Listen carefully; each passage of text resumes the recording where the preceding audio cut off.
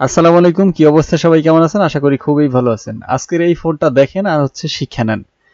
রাগ করে যখন আপনারা কোনো ফোন আছাড় দিবেন তখন কিন্তু আমাদের কোনো ক্ষতি হবে না, ক্ষতিটা কিন্তু শুধুমাত্র আপনাদেরই হবে। দেখেন যে এটা আছাড় দেওয়ার পর কি অবস্থা হয়েছে। দেখতেই পাচ্ছেন মিডল যে ফ্রেমটা ছিল সেটাও কিন্তু বাঁকা হয়ে গেছে।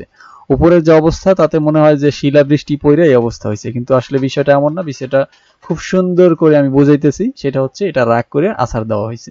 এখন দেখেন আপনি রাগ করছেন, রাগকে নিয়ন্ত্রণ করতে হবে, সেটা কিন্তু আসলে বই পুস্তকেও লেখা আছে।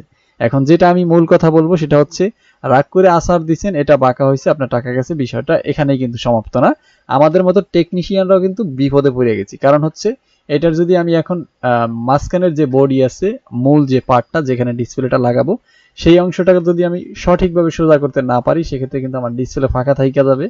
এখন যদি ডিসপ্লে ফাঁকা থাকে তাহলে হচ্ছে সব জায়গা দিয়ে আসলে দেখা যাবে যে আসলে ডিসপ্লেটা লাগানো হয়েছে, ভিতরে যে লাইটটা আছে সেটা বাইরে জ্বলে থাকবে। সেই জন্য হচ্ছে আপনি আমাকে বলবেন যে ভাই কি ডিসপ্লে লাগাইছেন, কিন্তু মূল সমস্যাটা হচ্ছে আপনার যে মাঝখানের যে ফ্রেমটা আছে সেটা বাঁকা। এখন দেখেন আমিও বিপদে পড়ছি, আপনিও বিপদে পড়ছেন। ভালো লাগলে সাবস্ক্রাইব করবেন।